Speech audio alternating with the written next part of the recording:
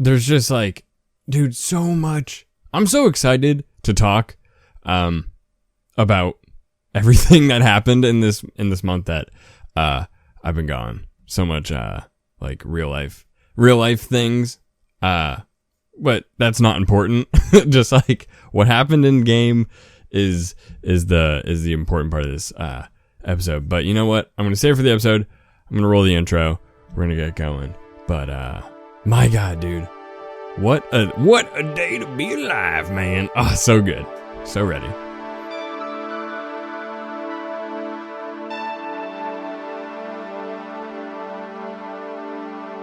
Hey, what is going on, guys? Welcome to another episode of AdventureCast, the podcast that revolves around AQW and everything AE. I'm your host, Lanky, and joined with me, as always, is Thrud. Hey. Thrud, how are you doing?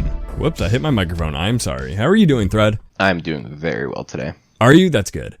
Oh my God. This feels so good. This feels awesome to be in front of the computer again, talking to you and just rambling about everything AQW, because so much has happened. We haven't recorded or uploaded an episode in about almost 4 weeks. It's probably about 4 weeks by now, so a month. That's insane. And I've been like so itching to get back and do this again, and it feels so good. So that we're finally doing it. And what I can't talk. What I forgot how to do the show. What an episode to record, because to me the unthinkable happened. Except me leaving Florida for a week. That's unthinkable. I never leave Florida, but I finally did. But that's not the point of this episode. But the unthinkable happened, that AQW did something to me that I think is out of character, but not in a bad way. They kind of went against just something that kind of came out of left field that I just never thought would ever happen, and I don't think a lot of people really did, because it hadn't happened for so long. So basically, Adventure Quest Worlds now it owns AQLite. Like, they hired Spider to be a developer, and that is insane. Like, if you were to have told me that. AQLite's been around for like 2 years now, right? Something like that? I have no idea. I've played on it for over a year. Yeah. But I came back less than 2 years ago, I think, maybe. Yeah. So right.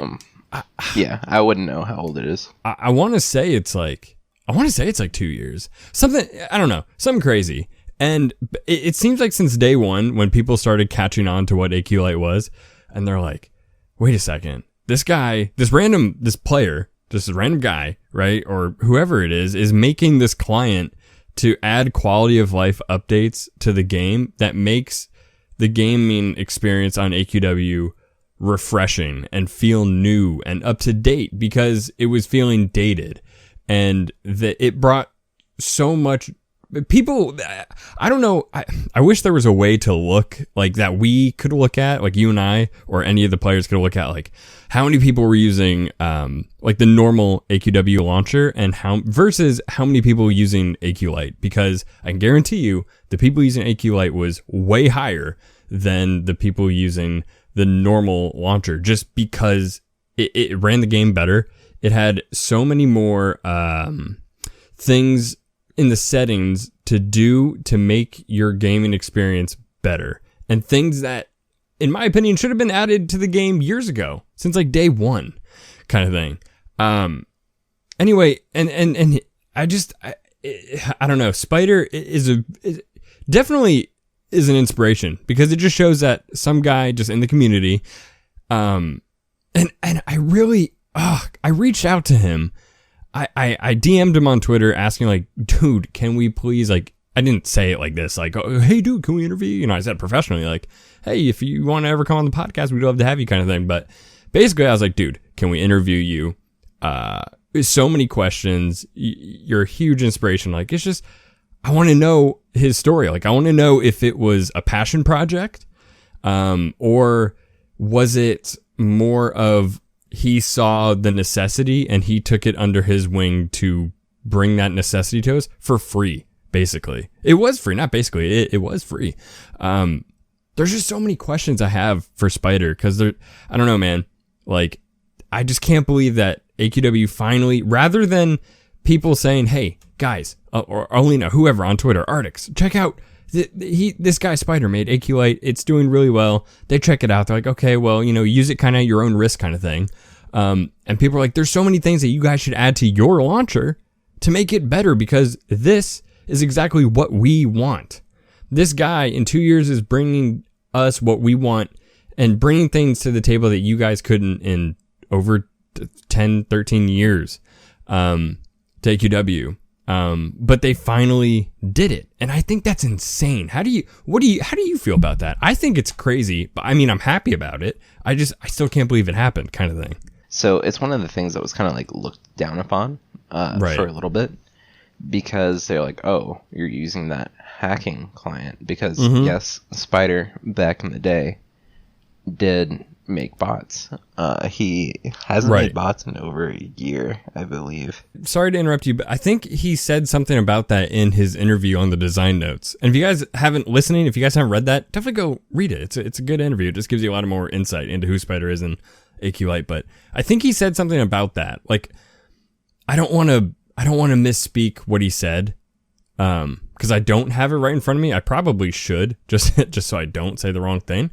But I think he made like a, I don't know if it was like a private server kind of game, but like basically just made AQW but better kind of thing. Yeah. So that's another crazy part. And I'm sorry to interrupt you. I'll let you finish in just a second. I just think that's even the more crazy part, because what game company does that? It's so rare for that to happen, that a game will be out, and then, I mean, people do it with like Skyrim. Like, the game's out and it's a fun game, but it's a broken game, but that's what makes it fun. People will mod it, but they allow that. Like, that's the thing. They're like, yeah, sure, go ahead, mod it, whatever. And people have fun doing it. And sometimes, hire people like endorse it, like, that's a really good mod. So it's just like, I get it, why it would be looked down upon. Like, if I made a product, like, let's just say you and I made a game, Thrud, and these people, we want everyone to use our launcher, but then someone comes around and makes this and everyone's using that, and we're like, of course, like, as a business, yeah, of course you would look down upon that. Like, I get that. It's almost like competition, because obviously more people are using AQLite. It was looked down upon. For a while, it was like, yeah, whatever, you're using AQLite, cool. People didn't care, and so did the company. Mm-hmm. Like, Alina said on her Twitter, I remember the day, because I was like, oh, I don't have to hide in fear anymore from the mods. I felt the same way. They don't care. Oh, yeah. My God. I felt the same way. No matter how many videos I saw, no matter how many views Corey's video got, because Corey's pretty tight with the team. Like, they talk on Twitter, like, he's very tight. He's kind of like almost like the voice for all of us, because he could say something and it'll get, attention. I was like, no matter how many times I see that, or no matter how many times I see an AE member like tweet like, use this at your own risk kind of thing, but like pretty much saying, yeah, go ahead, but if something happens, that's your own fault. Like, no matter how many times they said that, which to me, that's like, okay, that's the go ahead, the green light pretty much. Yeah, I was like, I still feel like, like I'm in the shadow, like, oh, maybe I shouldn't use this. I don't know. Yeah, now after she said that, it's been, I don't care that I use AQLite, or like, right. I'll mention it publicly, and oh yeah. Before, I would not mention it publicly, because I did not want people to be like, oh, he's on that client, he must be botting or hacking or something. Right. Yeah. It's been really nice to, one, not worry about getting reported while using the client, but now that it's official, it's awesome. There are some things that they changed that I don't like, though. Okay. With the official launcher. Mm-hmm. But that can always be changed over time.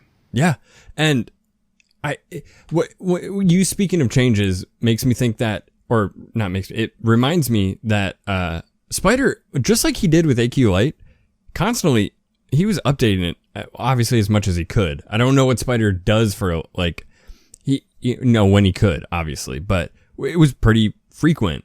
And this launcher is getting updated all the time. Like constant, like daily updated, it seems. And Spider's just on top of it. He's constantly posting on his Twitter the change log to everything.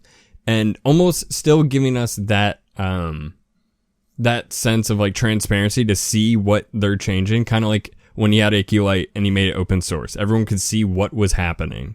There was no fishy things going on, at least from a layman's perspective. But you could see everything, it being open source, which I think was really good. But also, you know, when you like, it's almost, you also, or I did at some point, of course, like in the back of my head, I was like, you know, this is some random guy's client. Like, I'm using it. I'm logging into my account I've had for almost 11 years. What if he just decides, I'm taking everyone's account? You know what I mean? Like, there's always that fear, but I also didn't think that would happen. And it didn't, obviously. And here we are now. Now we can use it in the actual game client. I think that's insane. Like, in a good way. I think that's crazy, man. That is so good. Yeah, it's absolutely nuts. Like you said earlier, I did not think they were ever going to hire this guy because of his, not only his past, but just the fact that, like you said, what game company does this? Like, yeah, I can't think. The only one that I can think of where people do this, like what Spider did, making another client, like a better client, is old school RuneScape. There's a bunch of different clients that people do that, and the developers of old school RuneScape have said, like, basically the same thing, like, use this at your own risk. I don't know how it is now. I haven't played in, you know, a year or two, so I'm not currently keeping up to date with the community. But there's a lot of, like, the company Jagex that makes old school RuneScape is, like, looking into these clients to basically do what AQW did. Like, make it official. Make it, you know, bring these people on board kind of thing. And I think that's good because, I don't know, man. It's obviously what we have all wanted, and it's finally getting the recognition and getting the attention that it deserves. Because that's a lot of hard work. And for doing this, for Spider, I'm going to say 2 years because that's how I think it's been around that long, is been doing this on his own time for free, giving us all these utilities and content for free on AQLite. It's insane. He definitely deserves a recognition and the position he was given. He's been working his butt off for a long time. Yeah. Doing it on his own. And just taking something that was there and improving on it. So, yep. And we'll be able to cuss in game pretty soon. That's pretty crazy. Yeah, I saw that. Is that available right now? Like, can you do that right now? Because I remember seeing that on Twitter. I'm in game right now, looking at the settings, and there are more settings that I'm seeing now than I saw like the other day. Like, I'm just seeing a lot of things. I'm like, holy crap!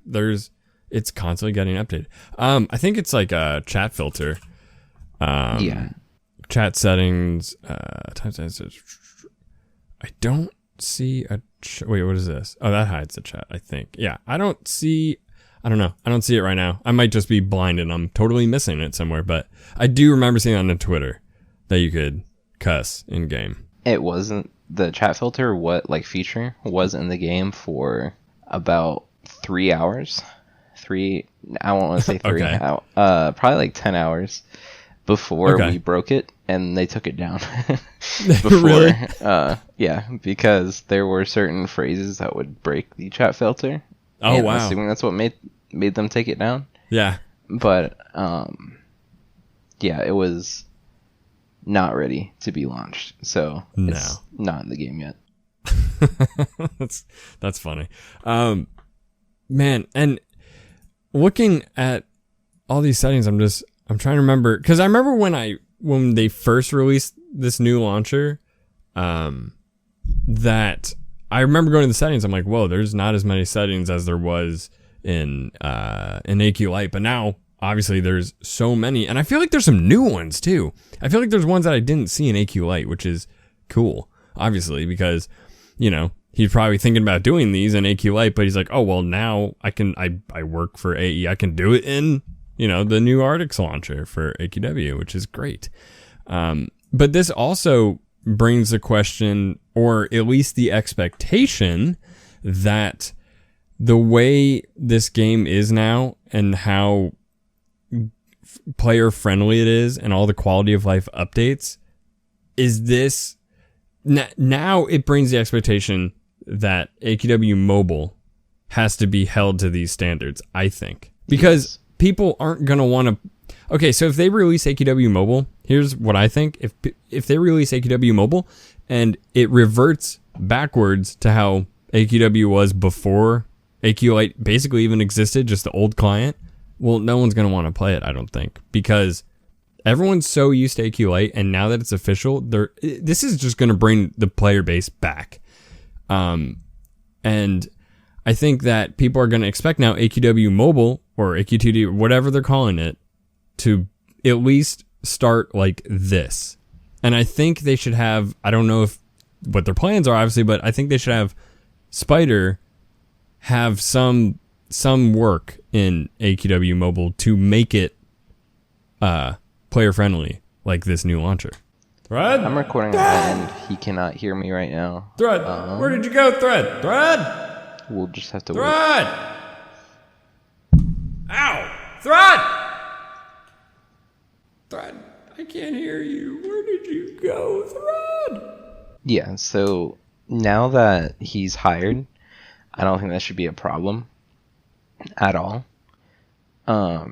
They should definitely look to him for things that they should do in the launcher for AQ2D. And, it's still an unfinished product, so they can get that implemented before it even goes onto the shelves, Yeah. So get that done and you're golden, basically. Yeah, I think that bringing Spider onto, well, I mean, that's a lot of projects for him to handle, is the actual client and then AQW Mobile. I don't know. I think that having AQW Mobile will be okay. So I feel okay. Here we go. That AE, obviously, before they brought on AQLite to the launcher, they're like, this is our game, and same with AQW Mobile. I don't know exactly all the things they were doing with AQW Mobile, like how it's going to look fully. Obviously, I don't even know if they know exactly yet. They're still, I think, trying to work out and figure out how to form like this perfect mobile game. But with that being said, I think that they want, before the AQLite thing with AQW Mobile, I think they wanted, like, they have this expectation that, like, this is going to kick off so well. People are going to love this. This is going to be, like, the next big thing. This is going to reignite AQW like never before. Oh, yeah.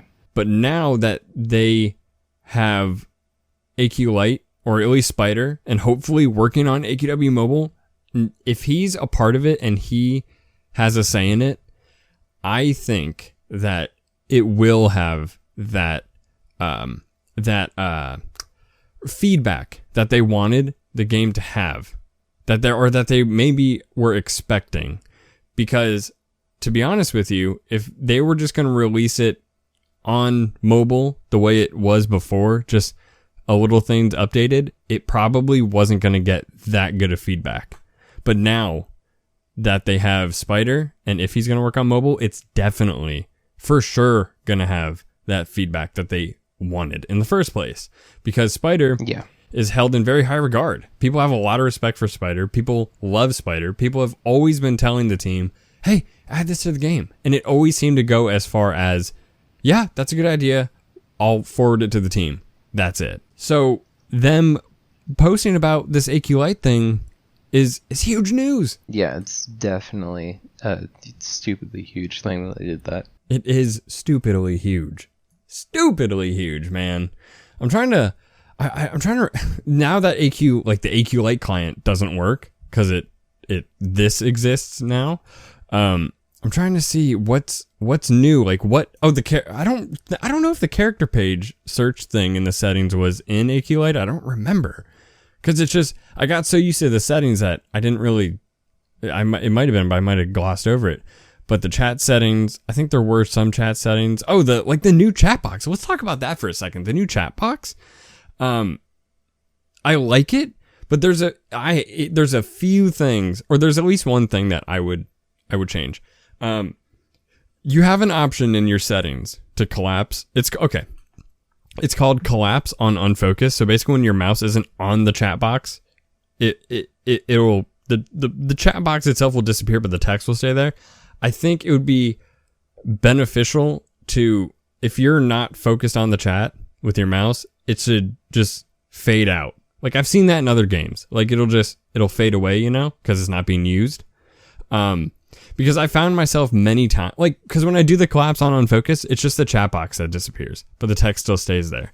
But then when you hover over it, the chat box appears again, and it's click throughable. I'm pretty sure you can click through it. Yeah. Okay. I just tried it. Yeah, you can click through it, but it's almost distracting to me when I was farming the calendar classes the other day, because I got all of them just because I had so many ACs saved up. I just decided to get them because I just need more classes, which I do want to talk about the calendar classes here in a second, but I'm not done hyping up AQLite and being super excited about it.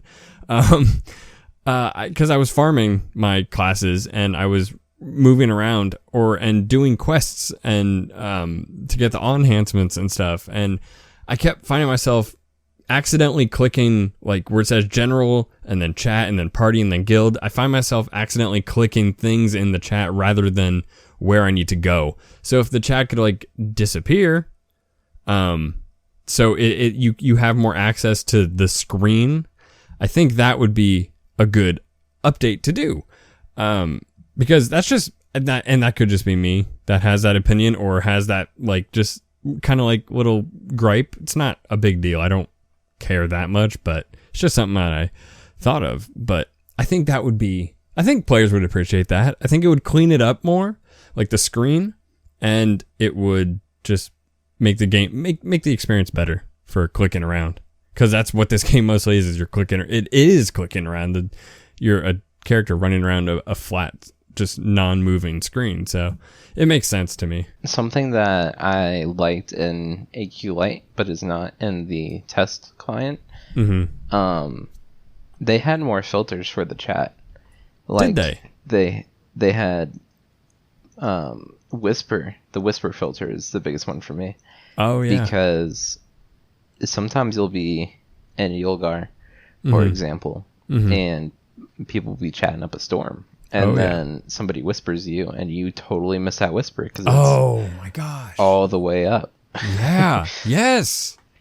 So the ability to filter whispers was really huge for me, because I was like, oh, I can just press this button and then I see all the whispers that are in my chat log. It's like, oh, awesome. I'm never going to miss a whisper again. Right.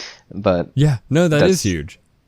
They definitely need to put that in here. Yeah, and I think that actually brings up a good point, because I just saw this as you were talking about. I was scrolling through the chat settings. Is that you can disable the red messages, which I think helps with your chats disappearing like that. Because, when you're farming a class and you're spamming your skills, and sometimes they'll say the skill's not ready yet, or you're not close enough to a target, right? All those stacked red messages would just boop, boop, boop, push up your chat log to infinity, where you're like, oh, well, I totally missed that. But now that you can disable that doesn't happen. So your chat just stays where it is. So I think that rather than adding that, they did the disable red messages. And I could be totally wrong about that. They probably just did it just because they thought it'd be a good update, but it helps with that, so you don't miss that. Disabling red messages definitely helps, but yeah, I feel like just having the whisper filter back would improve upon that more. They already have the rest of the filters that are important, like the party and guild filters. Yeah. And there's a little button that just lets you put your chat box down into the left corner, and it's just a little like chat thing, like a little chat emoji. So like a little speech bubble. Yeah, that's already better than what it was previously. It's way better. Also, speaking of chat, they took away our RP chat. Like, we can't do our little roleplay text anymore. Previously, if you did -E and then put whatever you wanted to say in there, it would come out with asterisks and it would be gray text. Wait a second. What? Wait, are you talking about that would happen in AQLite or the original client? Original client. I did not know that. New client, instead of having our little roleplay text, it's green text instead of the asterisk gray text. Okay. Which green text is fine. I like the gray text better. Right. Because it's like, I don't know. It might be just... I think it's easier to read. It was an old one. Yeah. No, yeah, but I get it. I think it's easier on the eyes. I want my asterisks back, man. I want to be able to say like, oh, shrugs, you know? I like want my asterisks back, man. Yeah. Yeah, it's... I don't like not having the roleplay I got text. You. I didn't even know that. Yeah, they need to put that back in. A lot of people in my guild specifically, like, we don't roleplay a lot, but like we do the dash shrug or other things that you like aren't emotes, but we do them anyway, like sneezes or okay. We do sneezes. We do. Hold on, let me see if dash roll still works. No, dash roll doesn't work. You can't roll the dice. Wait, what are you talking about? So, okay, previously... what the hell are you talking about, dude? If you would do dash roll, it would roll like a 100-sided die, I think. And it would give you a random number generated from 1 to 100. Are you serious? But they took that out too. Yeah, I'm 100% serious. Look, go on the old client right now and go do it. Like, wait, I didn't know that. Yeah, it's... They took away some stuff while bringing some new stuff in, but the stuff they took away, you get to stay in. Hold on, this is happening live right now. What? Hold on. So let me log in real quick. Where are you? What server are you? And I'm gonna find you. I'm in Yormi. I'm in Yulgar 7. Yulgar 7. Okay. All right. I'm gonna go there. And I don't know what you're talking about, but okay. As long as you're on the old client, you'll be able to do it, I think. Yeah. Okay. So, are you on the old client right now? All right. Here I am. So, do dash roll. Dash roll? Yeah. Dash ROLL. Okay. So, did you get a random number? What? No, not slash that dash. roll? You this mean? Dash. Yeah, No. slash roll. No. I'm god dang it, Thrud, like an idiot, just like trying to type something like a whisper to someone, but you just say it out loud. Everyone's like, oh, nice, dude. Damn it, man. Okay. Slash roll. The only person in this Yulgar is me and my friend, so okay, all right. This is his 3 accounts.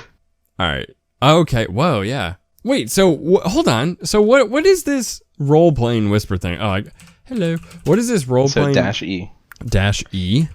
Do dash E. Okay. And then do whatever text you want to do. All right. I can't see it on my client side because I'm on the new client, but if you're on the old client, you should be able to see it. No way. How did I never know that? Yeah. I've never seen that. That's a thing, but so surprised I never knew about roleplay that. Text, dude. That's like, so see, that alone is a whole nother emote. It is, and it adds so much character. That's so cool. I love that. Or you can spit. Spit?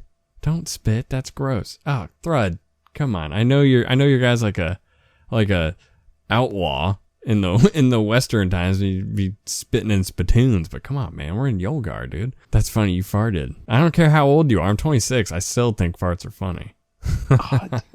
There's an April Fool's where they made farting like an actual thing, and whenever you dash farted, it would make like a toot sound on everybody's like what browser. Yeah. Wait, what, dude? Yeah. Why? Why? No, not why. I know why, because it's funny, but I didn't know that. Yeah, it was amazing. What? Why didn't they keep that? Why didn't they just add that to the game? Not even April Fool's, just be like, here, this is funny. Like, Here's an idea I had. I think people would absolutely abuse it. Oh, of course. I would. Why not? This whole episode's been dedicated to AQLite, which is perfectly fine. Another thing I want to talk about is the new calendar, or not the new calendar classes, the revamped calendar classes that got buffs, and they reintroduced the HeroMart shop, and you can buy the calendar classes from 2011 up to 2018, I believe.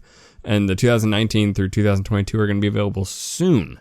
But you can buy those for hero points, or you can buy them for ACs, which I did. I bought all the ones available with ACs just because I had so much ACs stacked up over time. I was like, I need new classes. So this is a segment I would call, well, I've never called it this before, but this is a segment that we are now calling Thruds Class Corner. So Thrud, tell me, and tell the viewers, tell us about these classes, man. So, all of the classes besides one, they all have the goal of stacking up their stacks and building up damage while they have those stacks stacked, and then exploding the stacks to do damage based off of the damage that you did while you had your stacks. Right. So with like a giant with a giant nuke. Yeah, okay. That's how calendar classes work, right? You get your stack on, you do your damage, and then you nuke. The only one that doesn't do that is the Chronomancer, because that one is a farming class, whereas all the other ones are nuking classes. And you said Necronomancer? Yeah, that's the 2021 calendar class. Okay, all right. I've heard a lot of people like that class. I haven't used it, obviously, but I heard a lot of people like it. I'd say it's about third in the farming class department. Okay. Things above it would be Legion Revenant and Master of Moglins. Yeah. That's the reason that I don't use it most of the time, is because I have Legion Revenant, which I like more thematically, and I like using it more too, because previously you could kill yourself with Necronomancer by farming, and it's because some of the abilities did damage to you, and if you didn't closely manage that, you would die. Right. So it kind of made you pay way more attention to the game, which some people do like that, some people don't. Right. I'm one of the people that I very much enjoy multitasking. So I call it multitasking. It's usually me like farting around doing something else while doing something. Right. So I like Legion Revenant, not only thematically, but because it's a class that you can kind of multitask with. Yeah. Not only that, it also gives huge buffs to everybody else in the room. So if you're in a room with anybody else, that's one of the classes that's a go-to. How about this? Out of the calendar classes that are not back in the game, that people have full access to now, which one, in your opinion, do you think is the best one? Because for me, I trained the other day, the past like 2 days, I've been training all those classes, getting them all to rank 10. And I think I'm leaning towards TimeKeeper, which a lot of people are, I've seen, and I've heard you mention that a lot of people are TimeKeeper kind of heavy. And I see why. I like it. I don't know, the fluidity of the class to me and the functionality, I don't know what it is. I like it. That's probably my favorite one that I was using out of the ones that I got. And I like them all, but for different reasons, but definitely TimeKeeper is probably up there besides Underworld Chronomancer, because that was the first ever calendar class I got. And it's Legion. And I love the Legion. I am a diehard Legion guy. And thematically, I like Underworld Chronomancer. And just, I don't know, I like the way that class works too. It's kind of hard to choose because calendar classes are, like you said, stacks, nukes. Like, they're fun to use. Just doing big damage, period, is fun. So, going off of what you said, my favorite would... So they all do... Some of them do different things. Some of them are kind of more base Chronomancer where, we do big damage, and that's all we do. But some of them are a little bit different. Right. Like, for example, Chrono Commander or Chrono Commandment. Both of those classes work kind of like Void High Lord, honestly. Right. But Chronomancer. So you had the same, if not better, damage mitigation that Void High Lord has. Mm-hmm. And you had more damage. Yeah. However, they did just recently buff Void High Lord because it was kind of cast into the shadows because of the Chronomancer update. Yeah. But they did buff Void High Lord, and it now does, I think, more damage than this calendar Chrono Commander. Right. But before that happened, Chrono Commander was the Void High Lord, but better. Mm-hmm. But that's one of the ones that's kind of different than the other ones because it has that tankiness on top of being able to do huge damage. When you said Void High Lord was cast in the shadows, it made me think I did see that on Twitter. That once Void High Lord got buffed, people were like, bringing this back out of the bank. See the other counterclasses like, see ya, I'm using this again. And I wonder if that's going to happen with, I don't think it will, but now with that new Exalted Apotheosis sword from the challenge bosses, which is like the best sword in game, everyone was like, time to put away the NSO or Necrotic Slayer Doom. Like, this is the new sword. I wonder if that's going to happen again, where they're going to be like, time to bring this out again. Necrotic Sword of Doom is 1% better than Apophis, or however you pronounce it. Yeah. However, I think that Apophis would take less time normally than what to get Necrotic Sword of Doom. Yeah. Yeah.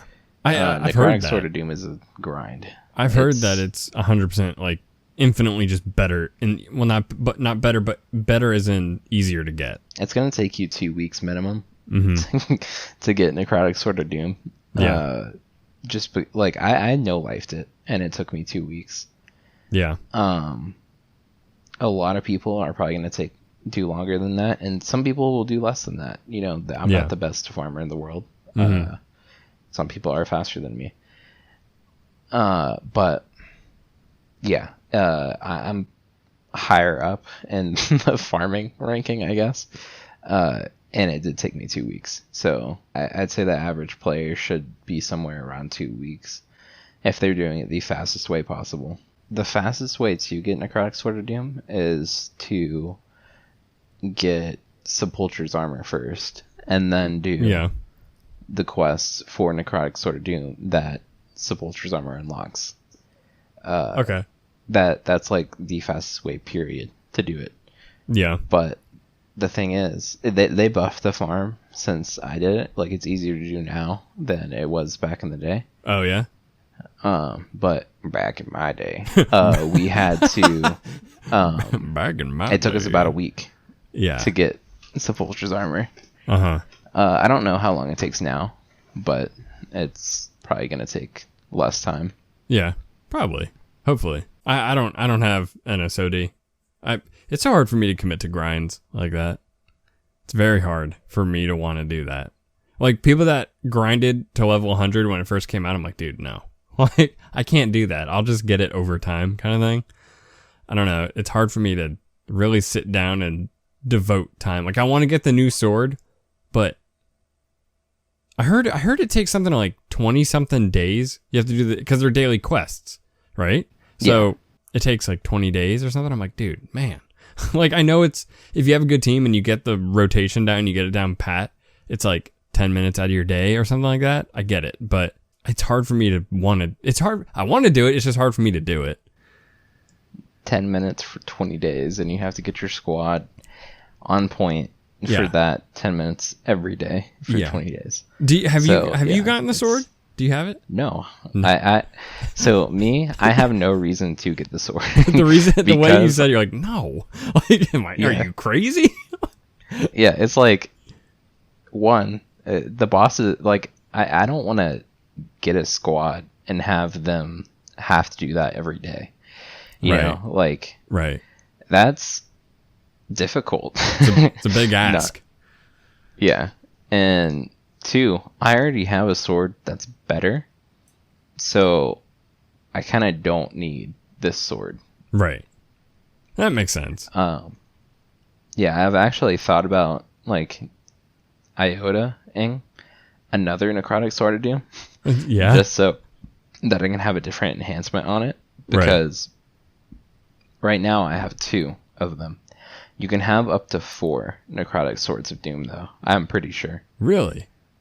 Yes. Oh, because you can have the single version, the dual wield, the single IODA one, and then the dual wield IODA one. I'm pretty sure. Interesting. So you can have up to 4 different necrotic swords of doom with different enhancements on them. Right. That's interesting. I didn't know that. Mm-hmm. Like right now, I have one with luck and spiral carve, and I have one with mana vamp and wizard. Oh, nice. Yeah, usually I run around with health vamp and fighter, but I changed it so that I could test out evolved shaman in PvP. I'm about to get another IODA because I'm about to get another membership, and I get those every once in a while, but I've been thinking of what to use it on. I don't know. There's so many things I could get, obviously, you know? But it's just like, but I could also just get it by doing this, but I'm like, I know I'm not going to, I just know how I am. I know how I play the game. I like to go on there, pal around with people, have fun.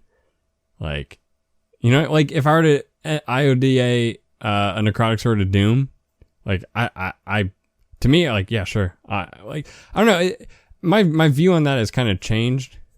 I used to think like, man, why would you IODA when you just get in a game? That just makes everyone who grinded it like, whatever. Like, I just got it with money kind of thing. But at the same time, like, I don't care. Like, I don't, like, if someone would be like, oh, dude, why'd you do that? Like, because I wanted to. Like, I know how I play the game. This is how I don't care. You know what I mean? I'm just having fun. I don't care how I got the weapon. I have it kind of thing. It's kind of, my views on that has kind of changed, which might be the unpopular opinion. But like I said, I don't care. I don't know. As long as you're just having fun, do it. No. There's 2 sides for me. Mm-hmm. There's like, well, I worked for it. They should have to work for it too. But then there's also, well, yeah, some people can't do that. Well, that's because true. One, they have lives, and two, they some people just can't sit there and turn off their brain. Like, I mean, it's not turning off your brain. I mean, some games you do turn off your brain. Mm-hmm. But some people can't sit there and just kill the same things over and over again, you know? Yeah. It's not enjoyable to them. No, I get it. Not everyone is into that. Yeah. It's hard. Like, like I said, it's just hard for me to it's hard to get me to commit to things like that. Like, in real life, it's hard to get me to commit to working out. There's no way I'm going to commit to like a crazy grind for something. Like, I just can't do it. Oh, yeah. I don't know. I can barely grind doing, like, I don't know, grinding, leveling up a bunch of classes. Like, I might get into the groove for a little bit, then I'll be like, okay, I'm just getting bored of this now, you know? Some people can sit there all day and just level up their whole banked classes, which is fine, which is cool. Some of my classes, I don't even have at rank 10 because they don't have a rank 10 passive. So I don't see a point in ranking them up to rank 10. Right. Other classes, I have at rank 0 or rank 1. Yeah. Because I have reskins of those classes. So I don't see a point in ranking up a class that I already have ranked up. Mm-hmm. I think every single class that has a rank 10 passive, I have ranked up to rank 10. I want to say there was, when I came back to the game, I didn't have that many things grinded. Yeah. I think it took me about like half a year just to grind everything that I needed in the game. Yeah. God, so all of the classes. Oh my god. Yeah. Necrotic Sword of Doom. Mm-hmm. Blinding Light of Destiny. Yeah. New stuff that's come out that's taken a while, like Dragon of Time, Frost Spirit Weaver, those things. I haven't gotten Apophis because it doesn't add anything new to my game, so I haven't gotten it. Mm-hmm. But every single class that's come out that's new, I've grinded because that's good. Even if it's not as good as some of the other classes. Yeah. It still brings diversity to my roster, you know? True. It's different abilities, they do different things. In some situations, you might be able to break it so that it's way better than any of the other competition. Right. I feel like there's also a lot of classes that people are sleeping on that are like, that don't get the popularity of other classes, that kind of get looked over, that are actually really good. Oh yeah. Like I saw in a video, and like I said, I don't know much about classes, and you might know this class well because you're a class guy. This is Thruds Class Corner. I heard that like Prismatic Claw Suit is like a pretty good class. Like it can melt through bosses, kind of. I thought people were joking about that, but I have it, but I've never used it, and I heard that it was actually pretty strong. And people like look. The guy in the video said it could. I wish I could remember the content creator's name so I could give him, the credit. But he said that it's actually really good. It can melt through bosses, and he thinks that people kind of look over it and don't use it just because it's such an easy class to get. It's like free, It's just like, here it is. So people are like, it's probably not good, but it's actually really good. So on that same note, another class that was basically free to get, that's also a Christmas class, was Northland Monk. And it does a similar thing to the Claw Suit, but it's more on a support side than the Claw Suit is. Right. But I'm pretty sure that both of those classes work better with more people in the room. Okay. Let me go fact check that real quick, though. Let me go read what the class does. Okay. While you're doing that, another class I think he mentioned in the video was the Ninja class. That class is actually really good. And I think it's good in a group. Dragon onto it. I think it's good in a group. I think he said, because there's an ability where it makes the boss's incoming damage reduced by 99.9%. So you're basically invincible. Your team, at least.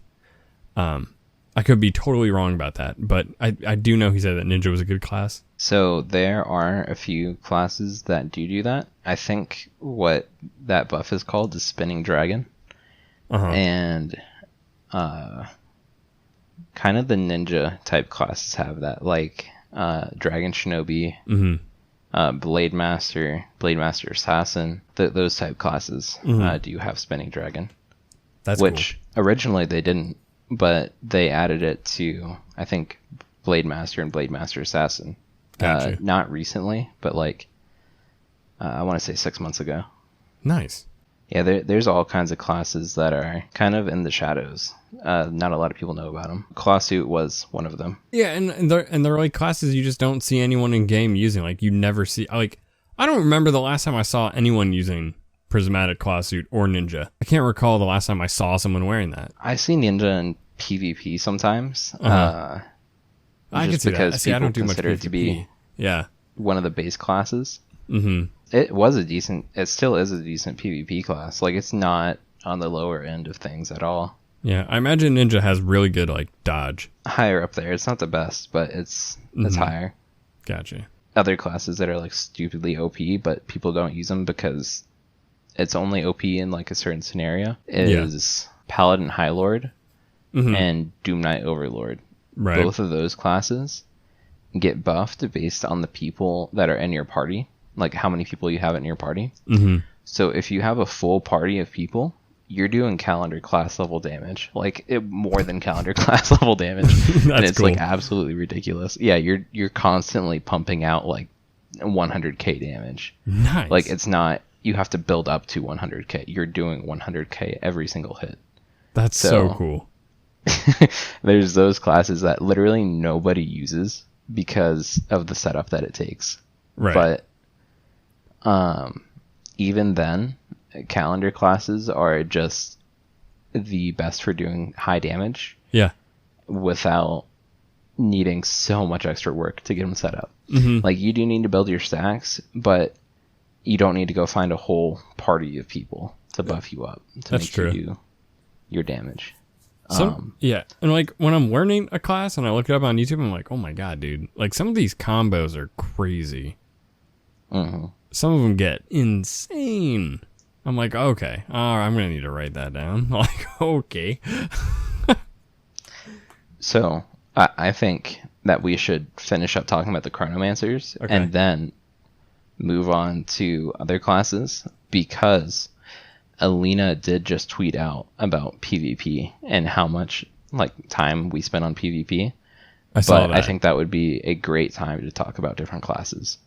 I saw that. For me, PvP, I don't do any PvP really. And I want to, I don't know. That's just, I've never been a PvP guy. In like any game that I play, never been a PvP guy. But I have done it before, and it is fun. And I saw that tweet that Alina made. And it said like, how much time do you spend on PvP? Mine would be 0 to 25%, whatever, or whatever it said. Cause I don't do PvP, but, there are a lot of classes obviously people are just so good at PvP, man. Like every game that I join, people are just OP at PvP. And I'm like, forget it. Like, they're way too good. There's a lot of hours that I went into mastering PvP. Not only in this game, but in other games as well. Right. Those are fun parts of the game too. I wish I just had more interest in them. I'm going to go over all of the Chronomancer classes real quick, and then I'll do a whole PvP segment, because I can rattle on about PvP for the rest of the time that we have. But Thruds PvP corner. Oh yeah, I'm still in the 0 to 25%. Right. Yeah. I still know a lot about it because I have every single class and have tested probably, I want to say like 80% of the classes that are in the roster. Yeah. If not 100% of them. Chronomancer was the first Chronomancer that was released. It is your base Chronomancer. All it does is you get your stacks, you nuke. Right. Its combo is a little bit faster than other Chronomancers. And by a little bit, I mean it is noticeably faster. Right. So the base Chronomancer is the best Chronomancer that you're going to get for lower HP mobs. Say like somewhere around 500k, and anything lower than that, Chronomancer is going to be your best bet for those mobs to farm them out quickly, consistently, and that's going to be your best way to do it for mobs that are lower health. But still, you would want a Chronomancer for him. Corruptor, it does similar damage to Chronomancer. However, it has the chaos element onto it, so sometimes you're going to be doing less damage and sometimes you're going to be doing more damage. In my opinion, that trade-off is not worth it, because when you're doing the higher damage, it's not high enough to compensate when you're doing the low damage. It's kind of like Chronomancer, except you can do higher damage, but it's not worth it, because most of the time it's kind of like 50-50. Right. So, and like I said, the higher damage isn't worth compensating the lower damage for. The next one that they released would be TimeKiller or TimeKeeper. This one doesn't do, it's really close, but it's not as much as the other Chronomancers. Reason being is because it has some other stuff tied onto it. Like, it has some debuffs on it that, like the haste debuff. Haste debuff is stupidly annoying in PvP. However, it also does work in PvE. Like when you're fighting mobs, it slows down the rate at which they attack, which can be super helpful. In cases like Icewing or Nolgath, things that will one-shot you. They'll be one-shotting you less often because you're slowing its attack down. Yeah.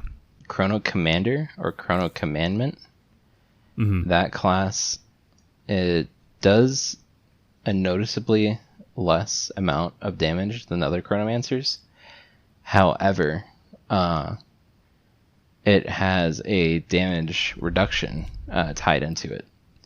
So I think it goes up to 75% or higher. I think it's 80% damage mitigation, while also being able to do stupidly high damage. This Chronomancer is the best Chronomancer for if you're alone and you need to be tanky. Chrono Dragonknight or Chrono Knight. That was another one I liked. Forgot the name of it. Yeah, that was another one I liked. They just like updated it again because it had mana problems. So I'm not entirely sure how good it's going to perform with the mana being changed again, but it was putting out like almost as much damage as the newest calendar classes, which are the highest ones. But it was really like, I think that one is the closest to being the best damage in the game. That one it's nuts. It's really good, but it's kind of slow is the only issue. The newer ones are faster and pump out more damage. So the newer ones are still better, but this one is definitely really close. Next on the list is Interstellar Night, or I don't remember what the original one was called. Okay. But it's the 6th one that released. And it doesn't feel like the other calendar classes. It's not strong enough, in my opinion. When I was training up the calendar classes, there was one that I was using that either I just didn't figure out how it worked, but I was like, to me, I was like, this thing sucks. Like I wasn't. Yeah, it was probably this one. I wasn't even hitting. Does kind of suck. I wasn't even hitting like in the thousands. Like I was hitting really low. I was like, like I must not be using this class right, which is probably what happened. But I was like, I don't like this class. Even with me reading through it and watching a video, because I didn't think I was doing it right, it just doesn't compare to other calendar classes. Yeah. It takes super long to stack its buff, and while you're stacking the buff, it's not doing damage. And even when you have the buff stacked, it's not even nuking hard, like as hard as other Chronomancers. So I think this class definitely needs to be looked at a lot more than the other classes, because it's bottom of the barrel. Okay. I think other classes could probably do more damage than this class, like even outside of calendar classes. Right. ShadowStalker or Shadow Weaver of Time. Yeah. This one is your dodgy boy. It has a 300% dodge buff on it, while still doing calendar class level damage, right? Yeah. This one is the best in situations where the boss is going to one-shot you no matter what you do. Okay. So, Nulgath. The new challenge bosses, the newest one that just came out, everyone's saying like is too hard. Yeah, I don't know about that one. I think I can tank that one. Really? But I haven't even tried to fight it yet, but I've heard people are like, dude, this is crazy. Nulgath is the only boss in the game that I still get one shot by. Reason being is because we stack our damage mitigations to where we're taking like, I want to say 10% of original damage. So it's, most things don't hurt us anymore, but Nulgath does over 1 million damage per hit. So you can't pretty tank nuts. That, period. No. Yeah. If they can't hit you, they can't damage you. That's where ShadowStalker of Time comes in. Yeah. So that's what that class does. The next one that got released would be Eternal, Immortal, or Empyrean Chronomancer. Yeah. I don't think I liked that one. This one is kind of close to your base Chronomancer, except it has a buff on it that buffs every other Chronomancer in the room. Oh, actually, I take that back. That sounds great. Yeah, so this one does almost as much damage as the newer calendar classes. So the newer ones being Corrupted and Underworld. But it also gives a 30% damage boost to all other Chronomancers in the room. Dude, that is so good. So that makes this class the best Chronomancer to run with other Chronomancers in the room. I would say so. Yeah. Yeah. So if you have something that's like stupidly high HP, for example, Desolich, that it takes like multiple Chronomancer combos to kill that thing. I'd say that this class in combination with another Chronomancer would be your best bet for that, with some extra support, obviously. But right. Yeah, that's where that calendar class comes into play. The next two I'm going to talk about are kind of the same class, except they provide you with different potions that you can use. Oh, okay. Corrupted Chronomancer was the first one that was released. Its potions, the best way to use them for damage. These two classes, I could go on a whole rant about, but I'm just going to keep it short. Talking about the highest damage one. Right. But the Corrupted Chronomancer has the two potions that make you take more damage, but allow you to do more damage in return. All right. That's how you get the maximum damage off of that one. However, Underworld Chronomancer, it has the potion that makes you take more damage to do more damage, but it also has a potion that will allow you to do a DOT on the boss. Yeah. That does huge damage. So that amplifies your damage about the same amount and is safer to use. So right. For that reason, I prefer Underworld Chronomancer. But Corrupted Chronomancer technically can do more damage with the potions that it has. Both of them are the same class. Risky. They can both use the same potions, but the potions on Corrupted Chronomancer will result in the highest DPS possible. And then, of course, there's Necronomancer. Yeah. Which is kind of hard to say, but that one's a farmer. Right. So you do damage to yourself, you do damage to enemies. That's how that class works. Gotcha. So, well, I just learned a lot about Chronomancers. It's a farmer. It's really good. Yeah. Chronomancers are done. Okay. I talked about every single one of them. Yes, we did. Now we can move on to PvP. I wanted to get that out of the way because I know that people would rant if we did not talk about that in depth. Gotcha. Well, that's good that you did. It is now time for insert theme song that I don't have here. Thruds PvP class or PvP corner. We need someone who knows how to make music make us intros for these segments. Yeah, that would not be me.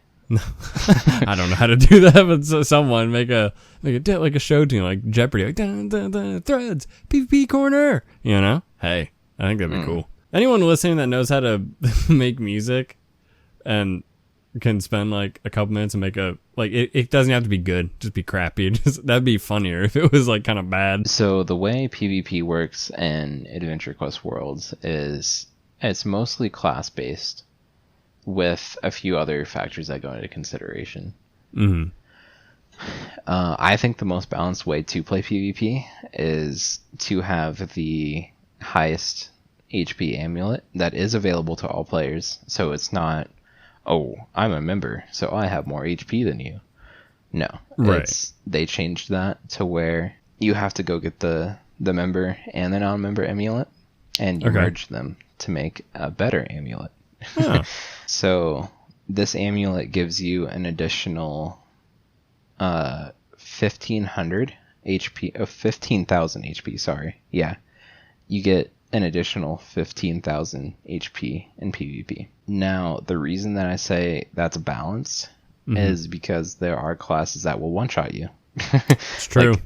Like, without this amulet, Legion Evolved Darkcaster is the best class in the game, because it does a very high damage nuke that always crits, never misses. So, wow, if you're not wearing this amulet, you're going to get one shot by that class.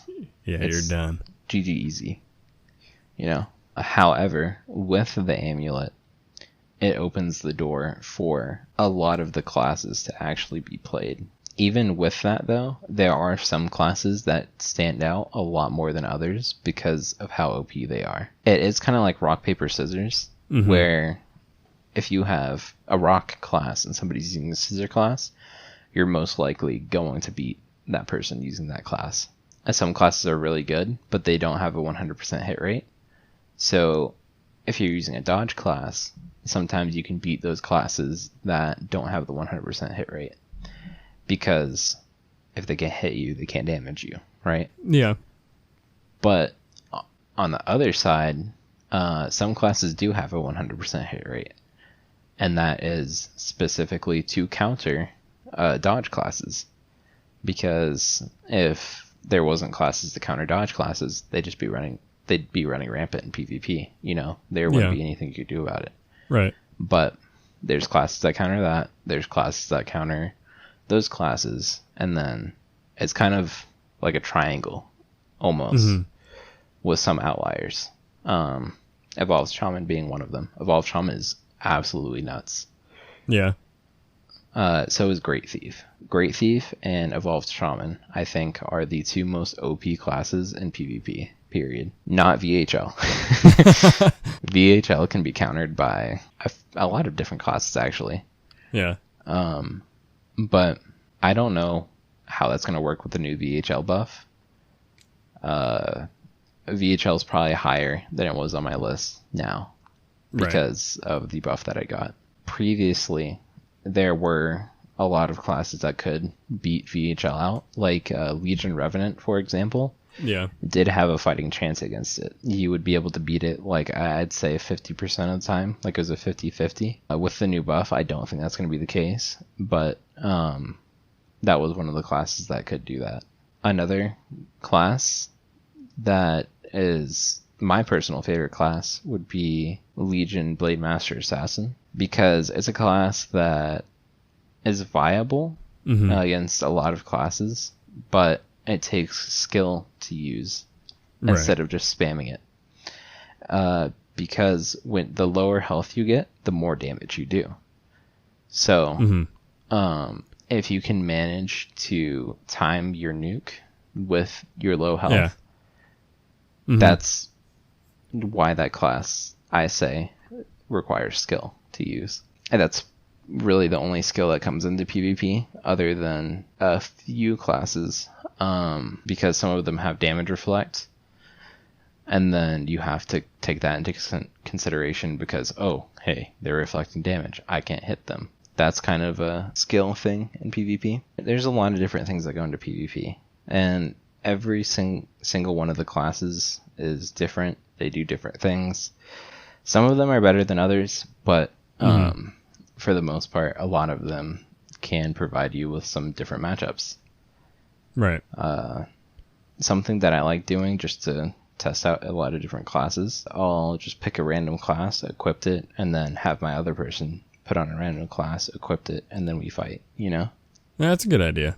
Because that way, it's not, oh, hey, we're only using the OP classes. Like I said, some classes are stronger than others. Like Lycan, for example. Oh, wow. Is nuts. Really? Yeah. It's, it has a stun that can go up to 6 seconds. And in those 6 seconds, most of the time, your opponent's going to be dead. However, the stun is RNG based.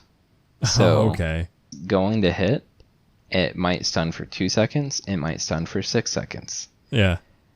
But when it stuns for 6 seconds, your opponent's like, they're either going to be dead or grasping at straws, trying to stay alive. Yeah. Another class that's kind of like a lot of people don't talk about it or know about it because it's not a popular choice. But Death Knight, it's nuts. Like it's another class. It's like, what the heck? Like this is in the game. It's specifically to counter dodge classes and physical classes. Oh wow! So it reduces the amount of physical damage that you take by a considerable amount, while also you do not actually hit at all with this class. Like, it has nothing that hits. All of it is damage over time, and like, you're not doing a normal damage number. All of the damage is ticking damage. So even if you try to dodge it, you're not going to. It's a pretty interesting class. Just because, like, it will literally beat out, I want to say 95% of physical classes, with just a few outliers. It's a member-only class that I think the only requirement is you need to be rank 10 evil. Oh, easy. To get it. I already have that. Oh, yeah. It's super easy. Yeah, you can just go grab it if you're a member. Yeah, I should do that. That sounds like a cool class, actually. It's one of my personal favorites, especially for PvP. Mm-hmm. Yeah, there's a lot of different classes that can add different elements to PvP. Another one being the concert classes. So heavy metal. I heard the concert metal classes are good. I'm trying to remember the name. Is it Necromancer? It's right here. Yeah, heavy metal Necromancer. Yeah. So there's that one. There's heavy metal Rockstar and Shadow Ripper. Mm-hmm. I think is the other one. Yeah, Shadow Ripper. These classes give you a stupid amount of HP. Like in the base game, like without your PvP amulet, yeah, you're sitting at 12k HP. Jeez, man. Whereas most people are sitting at 3k, like anywhere from 2k to 3k. Yeah. So you have 10,000 more HP than they do. That's and insane. In PvP, you're sitting at 20, almost 30,000 HP. So just that alone is very scary to look at. That is. But the class itself doesn't perform all that well in PvP, but it's still kind of fun just to wear, just because it's going to take your opponent a pretty good amount of time to get through that HP bar. Mm-hmm. Even if you aren't doing anything while they're doing it, it's still funny to watch them struggle to get your HP bar down. Trying everything they can. You're just sitting there. To go into some of the OP classes that are like, literally like, why is this able to do what it does? Yeah. Vindicator of They was recently nerfed, but before the nerf, it could keep you into a stun lock that you could not get out of. You would literally be stun locked the entire time that you were alive. I heard a lot of good things about that class. It's really good. They did just nerf it though, so okay. They nerfed and buffed it. They nerfed it so that you can't stun lock people permanently. Mm-hmm. But they buffed the damage that it does. So I think it will still be semi-viable. Nice, though. It's fun using it, but when you're on the other end, it's not fun. Yeah, because you're just sitting there. Oh, you've been turned to stone. You cannot act while you're stone. You know, that is not fun to play against. Something that's similar, but even more OP is Evolved Shaman. Now, Evolved Shaman has mana problems.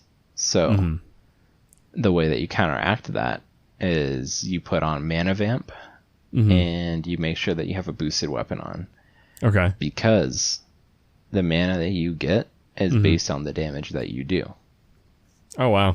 So the more damage you do, more mana you get. Yeah. Also, Mana Vamp just helps with that, period. However, Evolved Shaman, if it has mana, it is ridiculous. Like, it is nuts to butts wild, basically. Yeah. Now, what makes it OP is it has its rank 5 ability. Mm-hmm. It deals light damage to the target and applies Elemental Grasp. Elemental Grasp negates all target evasion and critical strike chance. Jeez. So, what that does is you now have 0% dodge, and you also have 0% crit chance when this class hits you. Jeez. So, that is... What the heck? Yeah, exactly. So, 1, you're not going to be dodging this class, and 2, you're not going to be critting this class. No. It also has a added effect onto this, that this effect also makes Evolved Shaman's spells more powerful and gets stronger the more spells the Shaman casts against the target. Mm-hmm. So, while you're in that fight, you're building up to more damage, while your opponent cannot get away from your damage and cannot crit you, which a lot of classes rely on crit to do those big damage things.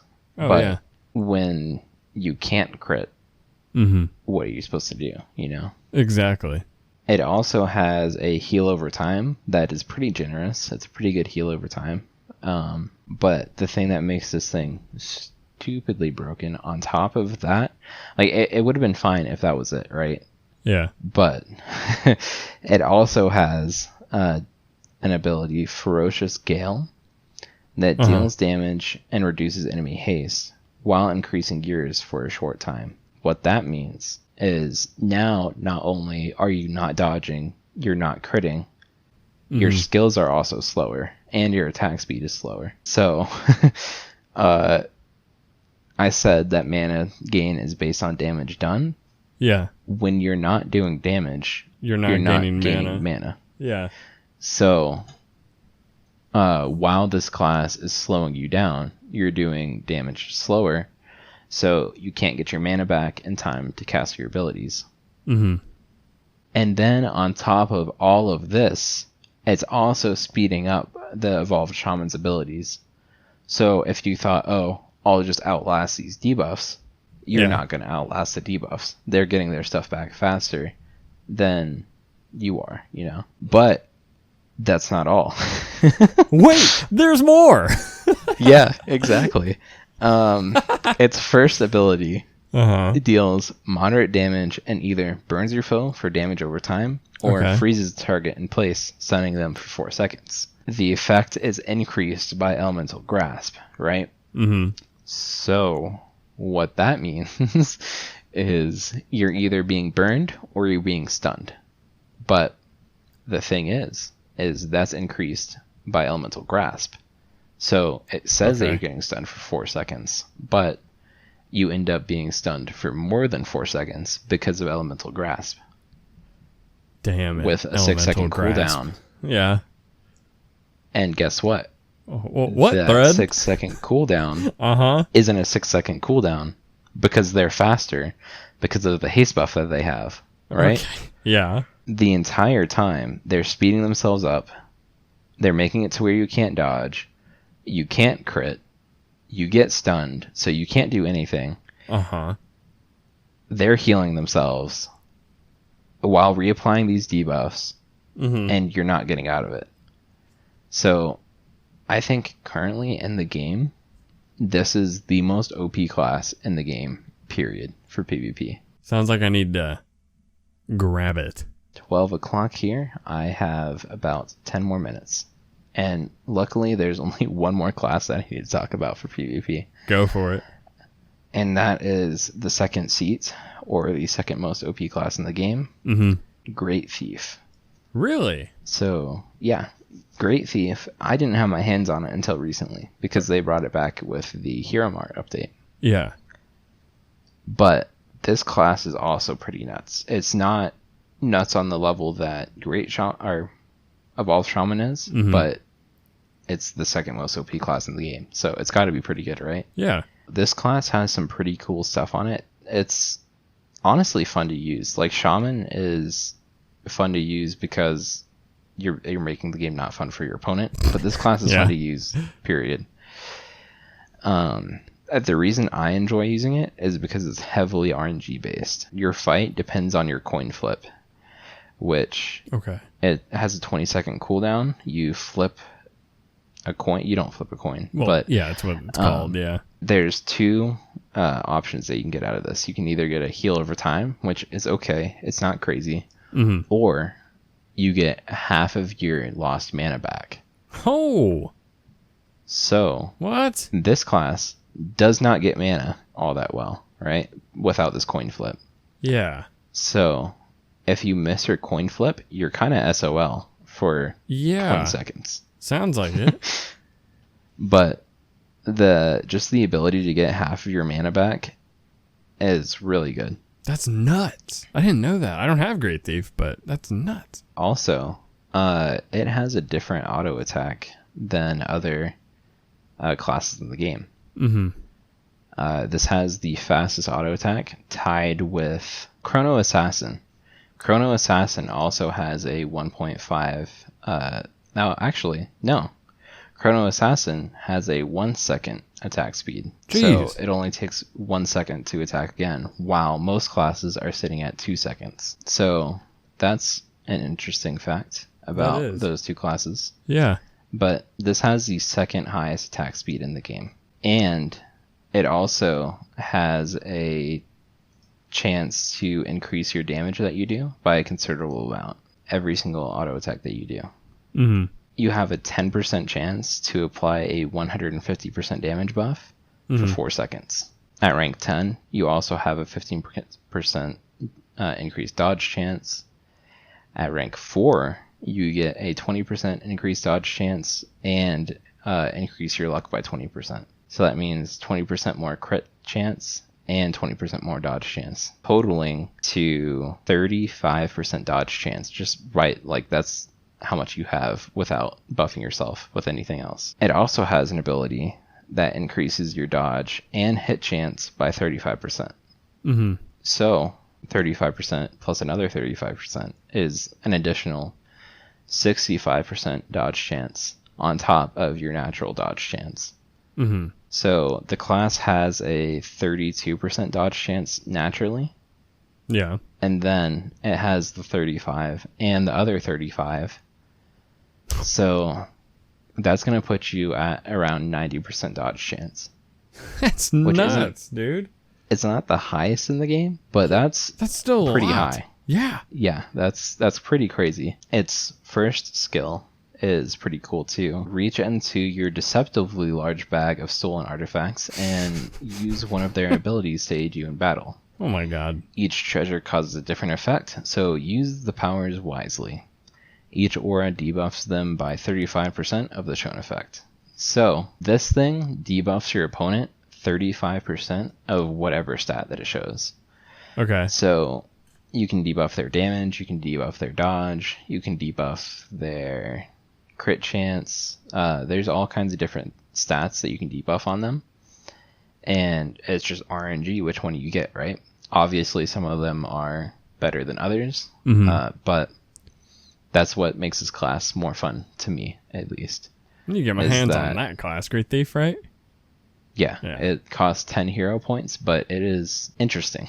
Right. It's an interesting choice. I don't know if it's worth it or not to you or the person listening, but it's definitely an interesting class. Well, it's interesting to me. I like it. I would definitely try it out. The best ability that this thing has, it attacks your foe when they least expect it, dealing huge damage. If stealth is active, which is the one that increases your dodge and hit chance, it stuns your opponent for 4 seconds. This has a 24-second cooldown, so it's not that crazy.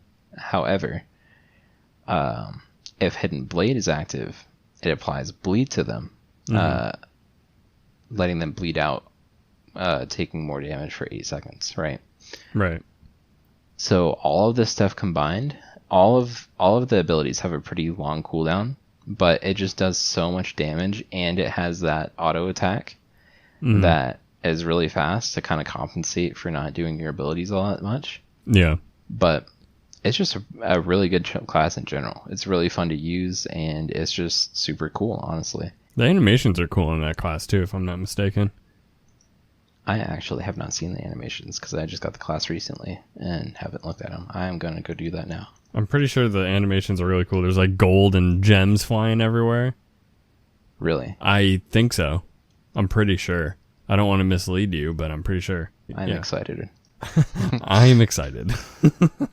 I really enjoy the animations. A lot of the time I do have them turned off. Oh, somebody is in my spot. I'm going to have to go find another spot to test this out. That was Thruds Chrono rant. That was Thruds calendar class corner and Thruds PvP corner. I enjoy your class corners because I learn so much. And I can just sit here and let you do all the talking. I get to listen and learn things that I didn't know. It kind of flips the seat almost. Yeah, exactly. So I enjoy it. I like that. I hope people listening enjoy it too, because I do. I enjoy it a lot. Yeah, they're probably like, oh, this stupid ranting. Whoa, this animation is sick. What? Wait, was I right? Was there like gold and Yeah. gems flying Yeah, everywhere? there's so much gold. There's so much gold. Yeah. Okay, yeah, this is cool. I could have swore I saw that somewhere like on YouTube, and I was like, oh man, I need that class. The class is sick.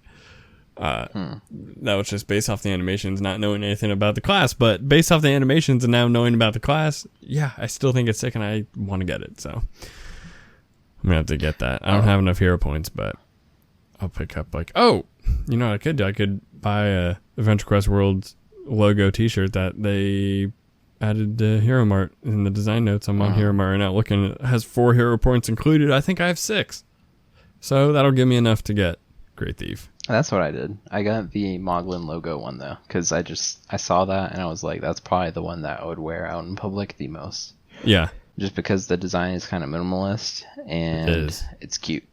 Yeah. So, Moglins are cute. They are. Definitely. I agree. Oh yeah. We didn't even speak about HeroMart. HeroMart has a bunch of new stuff. That's pretty cool. They have shirts that are extremely nerdy, or they have shirts that are kind of minimalist. Right. A lot of people won't like. They're like, "Oh, that's a cool design," you know? Yeah. They have the chicken cow. I don't know. Like the chicken cow is super cool. I love that shirt. Yeah. They have a Chibi Galanoff. That one I really like. Really? All of the armor shirts are set. I don't know do you have any of the armor shirts? No, but I just saw that the Archfiend one is sold out. I'm looking right now. Yeah. The Bounty Hunter armor, the J6 one, is still available. Not sold out. That one's my favorite. That one is cool. The 3 of them that are in the shop right now. Yeah. The Dragon Slayer is available. And let me see. Where's the other one? Where'd it go? I don't know. I didn't see it. I only saw 2 of them. Oh no, that was 3. That was all 3, right? Yeah, I said 3. Dragon Slayer, Archfiend, and the J6 one. Yeah. Okay. There were 2 others that were available for a short time, which were the Paladin and the Paragon plate. Yeah. Those are no longer available. However, if they do become available again, those are instant buys on my list because Coppin one, that is the one Legion class I do not have. Mm-hmm. And it's one of the only classes I don't have, period, in the game. So you're like, I need to get this. Oh yeah, dude. I've been foaming at the Artix released a tweet like a long time ago, and I've been foaming at the mouth ever since, waiting for them to re-release those shirts. Right. I'm looking at the Chibi Dragon Slayer t-shirt. That's actually a really cool t-shirt. Yeah, a lot of them are like the logo ones. People are like, "Oh, that guy plays video games. That's what that's from, right?" Yeah. Some of them are like that one and the chicken cow or the logo ones. Like people have no idea what that's from. No, exactly. I feel like people will ask more questions on those ones. Mm-hmm. But if you wear one of the logo ones, like the Adventure Quest, Mech Quest, Dragon Fable, Adventure Quest 3D, if somebody sees you wearing that one and knows what the game is, and we're like, "Whoa, I used to play that game. That was really fun back in the day." Yeah, you'd be like, "Well, you should check it out now because it's on the rise." Yeah. I haven't had that happen to me. Actually, no, I have. When I was in high school, somebody, I don't know how it came up. I think we were doing like in the computer lab and I was done with my work. So I started playing a game and they're like, "Oh, do you remember that one game, Adventure Quest?" And I was like, "Yes, I remember that game. I used to currently playing on it." That game." Mm-hmm. Yeah. But yeah, some of the shirts are very question-provoking where it's like, "Oh, this is a conversation starter," like the Chicken Cow or the Dragon Slayer, just because the design is so cool. It's true. That I think people are going to ask about it, period. They're like, "What the heck is that chicken cow?" And you'd be like, "You're right, it is a chicken cow." It's exactly what this is. The armor shirts every single time that I've worn one of them, I've gotten compliments on them. Which wait, you have some of the armor shirts? I have 2 of them, yeah. I have That's so sick. I'm not buying the Archfiend one because Legion, you know? Yeah, I know, but, me too, but it's sick. Yeah. I have the J6 one and the Dragon Slayer one. Oh, nice. And every single time that I've worn either of them out, I've gotten compliments on how cool the shirt is. So, well, they are cool, yeah. Yeah, props to them for just making the shirt. The material does feel a little bit weird on my skin, but I think that it's just me not used to wearing that material. Yeah. I don't think it's a problem with the material itself. But yeah, I don't wear them often because I live in a desert and that's long sleeve. Yeah. They look like they're really breathable, kind of. Yeah, they I wouldn't wear them to work out just because they are long sleeve, but it's almost like that material. Like an Under Armour material almost? Kinda, yeah. Okay. It's not padded like Under Armour is, but it's similar to that material. Yeah, I don't have any HeroMart shirts. The only thing I've ever bought from HeroMart was the Underworld Chronomancer thing. It's the only thing I've ever bought from HeroMart this whole time I've been playing. Really? I don't know why. That is a good buy. That's the second highest damage class in the game. I was like, you know what? I think this looks sick. The art is sick. I got the big calendar and it was signed and everything. Like this will be my first buy. Why not? But I definitely want to get. You're in Florida. You could probably just walk over there and be like, "Hey, I have money, Strife. Can you give me some HeroMart goods?" It would take me a long time to walk, or I could drive there in like 20 minutes. But I don't know. That'd be a good walk. It'd take me a long time. I've been journeying here for days. I know, right? Show up at the front door, like right as they're closing. Be like, please. I've been journeying here for days. I walked. Yeah, also, so nuts. Strife, the dude that like is the HeroMart guy, I'm pretty sure he does all the packaging and stuff. Mm-hmm. I get stuff from HeroMart pretty often. He started to put less paper clips on, not paper. What are those things? What's the thing that comes out of a stapler? Staples. A staple. Yeah. Wait, are you talking about on the art poster tubes? Yeah. Dude, when I got the Underworld Chronomancer thing, I swear my fingers were bleeding trying to get that off. That lid. Yeah. It was ridiculous. Like, it was a boss battle in itself, trying to get that tube open. Yeah. I almost just threw it and be like, I'll do this tomorrow. Like, I'm going to bed. I can't do it. He's just, over time, put less and less on it, so it's like almost less enjoyable to me because I don't have to fight it to get it open. You don't have to get any battle wounds trying to open it. Speaking of Chronomancer, I am running out of time. That was a good one. We are gonna have to wrap this up. That was a good one. Dang, Thrud. That was a good one. Okay, yeah, we can. I feel like that one's been made before, but Jesus, that was good.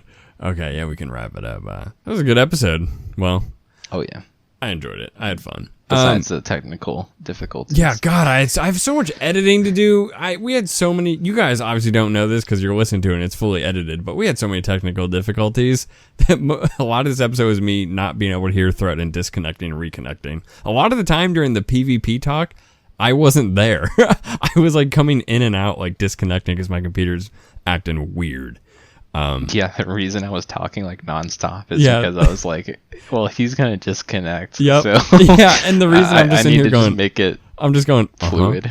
Yeah, right. Like it's not that I'm not interested. It's just I don't want to start saying something and then something happens and then I can't use it. So I'm just sitting there like not saying much, letting Thread do the talking, handle that conversation.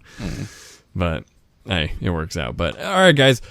That was episode 11, I believe, of AdventureCast. I forgot to mention something at the top of the episode was that if anyone is still listening, I hope so. I collaborated with an AQ3D YouTuber by the name of Discussions with Woofin. he has such a unique way of storytelling. He creates these videos like telling these stories of the lore in AQ3D, and he has all these characters in the game, and people voice act him and stuff. And I voice acted 2 characters in his newest video. I'll link it in the description. It's really cool. He's doing a series called the Tales of the Dragon Riders, I believe.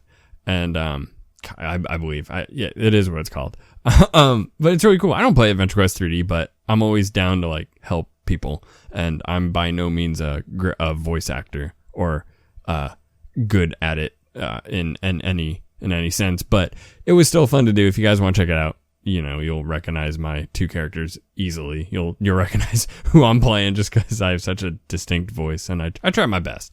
But it was cool. So if you guys want to check that out, I'll put it in the description, you know, and go throw discussions with Wolf and some support, because he's just a cool dude. He's a cool guy. And I will be reprising my role as one of the characters, so you'll be seeing that again soon. But alrighty, guys, this was episode 11 of AdventureCast. If you guys want to, you can follow me on Twitter, on the AdventureCast Twitter, AC Live Podcast, and you can follow me on my personal Twitter at LankyAQW. If you guys want to, join the AdventureCast Discord. I have a link on my Twitter that I did not know I could do this, but I can make links so they never expire. See, this is how much of a layman I am to Discord. I don't know anything about it. I thought every link I made only lasted 7 days, but I'm like, oh my God, I can make it never expire. So I'll tweet it out again just in case. But you guys can join that. I'll put it in the description. Come hang out with me and Thrud. Come hang out with everyone. We got a good amount of people in the server. I think 60 members total. That's pretty big. I'm happy about that. If you guys want to join the AdventureCast guild, hit me up, hop in game, and you guys can hop on the guild and hang out and, you know, just game with us, talk about us, talk with us, talk about us, talk with us, and give us ideas for things to talk about. Tell us what you guys want to hear, because always reaching out to see what you guys want to hear in the episode. So I think I did the Discord, Twitter. I haven't done this in a long time. I forgot how to do the outro. Whoops. If you guys want to, consider subscribing, like the video, comment what you guys liked about it, and Thrud, plug away, sir. Hey, I'm Thrud. You can follow me. Let me see what my @ is. I think I changed it. Did you forget? No, okay. It's at Thrud10. Okay. So yeah, that's my @. I do stuff on Twitter occasionally. I have opinions that I put there. I talk about the game sometimes. I put my ideas out. There's all kinds of stuff that I do on my Twitter occasionally. I'm not super active anymore because I am busy with real life stuff. But yeah, you can follow me for anything Adventure Quest, Worlds. Yeah, that's what my Twitter is. I'm glad you remembered what it was. I actually checked. I didn't know. We both forgot how to do this. Okay. But, all right, guys. We will see you in the next episode of AdventureCast. Have a good one. Peace.